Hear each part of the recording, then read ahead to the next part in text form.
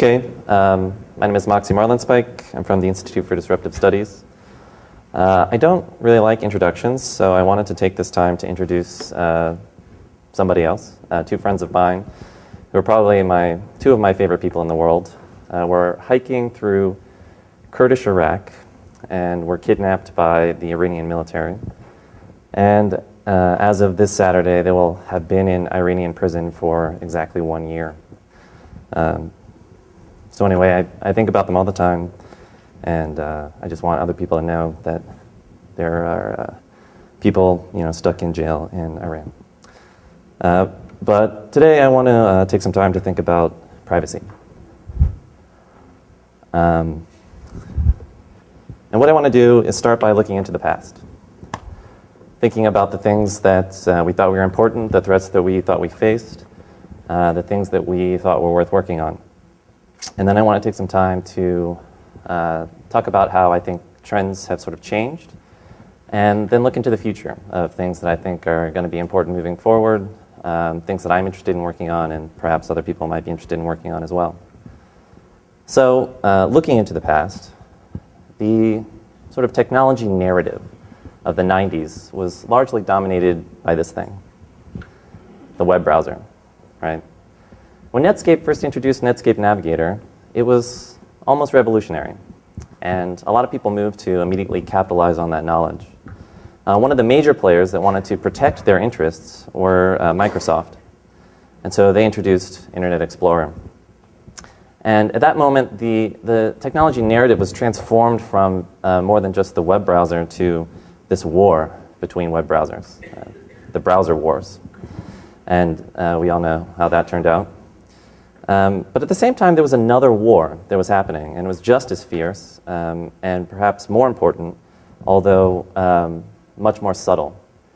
And it was a war over this thing, the little lock icon in your web browser, and more importantly, the technology and the ideas behind it. On one side of this war were the cypherpunks. These were people who wanted to promote this information and distribute it widely so that many people could use it. And on the other side of this war were the eavesdroppers. These are people who wanted to prevent the spread of this information. They wanted to control these ideas so that not many people could use them. And so the lines were drawn. And on the cypherpunk side, you had people like Matt Blaze, Philip Zimmerman, Ian Goldberg, David Shum, and Timothy May, the heroes of my teenage years. And the eavesdroppers thought that these people were dangerous.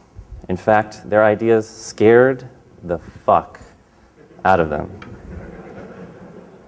They were talking about the move from a world where the eavesdroppers had ultimate control and access to all information to a world where they would have no control and no access to any information. And in fact, they thought that these ideas were so dangerous that they classified them as weapons. If you were to write a little bit of crypto code and send it to your friend in Canada, that was tantamount to exporting munitions, and you could be tried and prosecuted as such. At the same time, the government realized that these ideas around privacy could be important. That people might want this privacy thing. And so they decided that they needed their own solution. And so they came up with this idea called key escrow, and it was best embodied by this chip, the Clipper chip. And the idea was they wanted to embed this chip in every piece of consumer communications electronics. Every telephone, every fax machine, every computer would have one of these in it. And it's a little, closed circuit, and it does cryptography for you and allows you to communicate securely. The only catch is that then the government has the equivalent of a master key, which they can then use to decrypt anything that they wanted to read.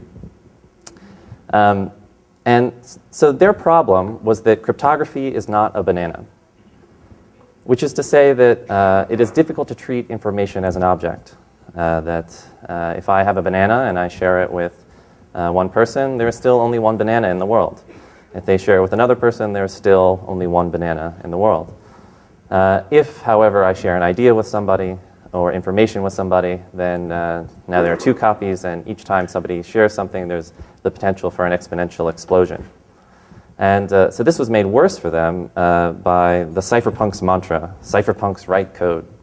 A lot of good work had been done in academia in developing public key cryptography and crypto systems outside of government circles. But the cypherpunks wanted actual software that people could use, things that people would download and run to communicate securely right now. And so they kind of went nuts. Some people moved to Anguilla, which is an island in the Caribbean that has very favorable laws in terms of exporting cryptography, and they went there to write crypto code and send it throughout the world.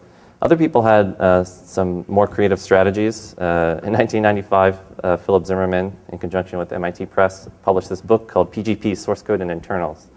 And the deal was it's just the PGP source code printed into a book in a machine-readable font. Because the deal is that digital representations of cryptography are weapons, but if you print it in a book, then that's speech. And so they just printed the book, a very small print run, and then mailed it everywhere in the world that they wanted cryptography.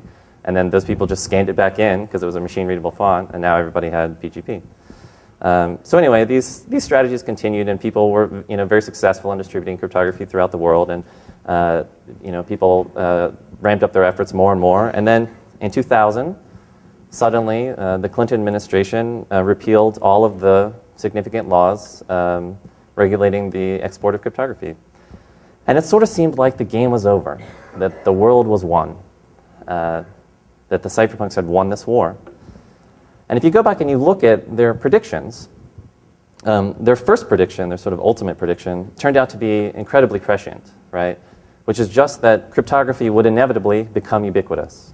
And this was one of the first times that we saw that information really does want to be free. That it's hard to control. But then if you go and you look at their predictions of what would happen once cryptography was ubiquitous, they're somewhat less prescient. That anonymous digital cash would flourish, that intellectual property would disappear, that surveillance would become impossible, that governments would be unable to continue collecting taxes, and that eventually governments would fall, all from the distribution of cryptography. If we flash forward 10 years from the sort of the mark of these predictions, cryptography is the thing that allows you to securely transmit your credit card number to Amazon.com so you can buy a copy of Sarah Palin's book on Going Rogue. Sure, some of these things have been eroded, but surveillance is probably at an all-time high, and privacy is probably at an all-time low. So what happened,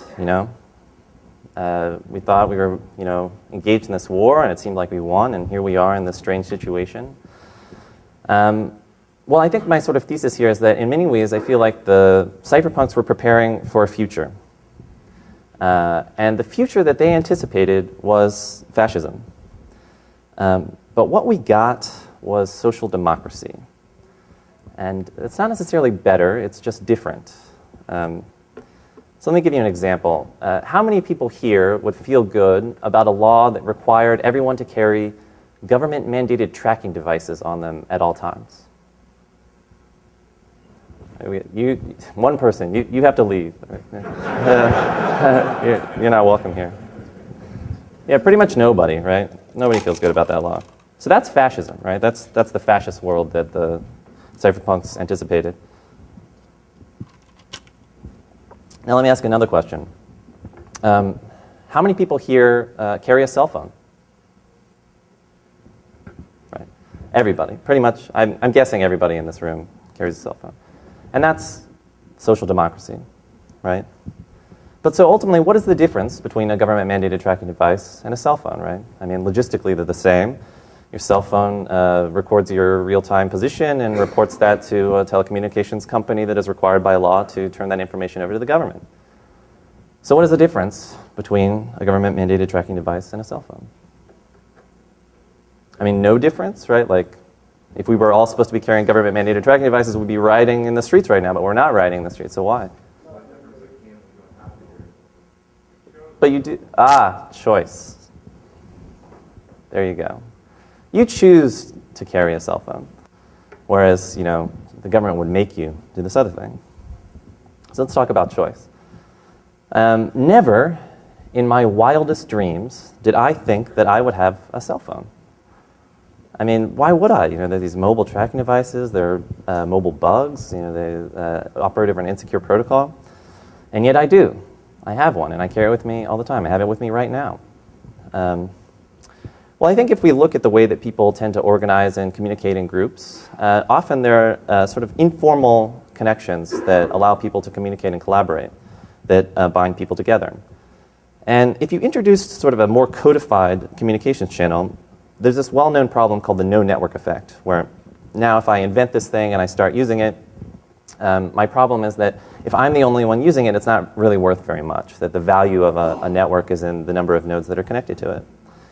If, however, I somehow manage to get everyone to start using my communications network, then it becomes very valuable. But there's a side effect, which is that the old informal mechanisms for communication and collaboration are destroyed. That technology actually changes the fabric of society. So then what happens is there's the inverse problem, where now if I decide that I don't want to participate in this new codified communications channel, once again, I am struck by the no network effect. Because essentially I am now choosing to be a part of a different network, the old network, that has been destroyed. It no longer really exists. Those channels aren't there anymore. And it's easy to see how technology changes the fabric of society. I mean, there are very trivial examples that you look at with cell phones, right? Like people used to make plans. They would say, I'll meet you at this time at this street corner and we'll do this thing. And now people say, I'll call you when I get off work. And so if you don't have this technology, you can't really participate in society in that sense, right? So yeah, I made a choice to have a cell phone, but what kind of choice did I make, right? And so I think that this is how it basically goes, is that there is this push to expand the scope of the choices that we have to make. The choice starts off very simple, right? Do I have a piece of consumer electronics in my pocket or not? And that slowly, over time, the scope of that choice continues to expand until I'm making a choice of whether to participate in society or not. That on some level today, to have a cell phone or not have a cell phone is becoming a choice to be a part of society or not be a part of society. And that's a much bigger choice than just, do I have this piece of electronics or not? So I think if we start looking at this pattern of small choices that become big choices, you really start to see it everywhere. One of my most favorite recent examples is from this Firefox add-on called AdBlock Plus. I'm sure people are familiar with this. The basic way that it works is that it allows you to block ads in your web browser, and it does that by allowing you to specify a list of regular expressions that describe URLs that are likely to be ad network URLs. And so the problem is, right, you can pretty accurately describe all the URLs you want to block, but these URLs are sort of changing on some regular basis, and so it could be a pain to try and keep up with these URLs as they change. And so they've done this pretty smart thing where they allow you to subscribe to lists of regular expressions to block, and then other people maintain those lists. And so some people are sort of on it, maintaining the list, and everyone else benefits from these updates. And so this is used also for other things beyond just ads, right? Like I'm subscribed to a list that blocks trackers. So these are web bugs that track your movements around the web. And there's somebody who maintains this list of trackers to block. And of course, one of the trackers that I'm most interested in blocking is Google Analytics, right? Because that's not bad at all. And something interesting happened where one day Google Analytics disappeared from my list of trackers to block. That whoever's maintaining the subscription removed it. And so if you think about like the old way, the old world of how things work, you imagine there was some shady backroom deal where some Google executive tracked down this guy and showed up with a briefcase full of cash, and they shook hands, and he removed the Google Analytics from the list of trackers. But actually, as far as I can tell, something much more interesting happened. Google Analytics works via JavaScript, where if you have a website and you wish to use Google Analytics, you just import a little bit of JavaScript into your web page, and that does everything for you. And so when you block Google Analytics, you just block that JavaScript from loading. And Google started putting generic JavaScript functions into their Google Analytics code. And so the rationale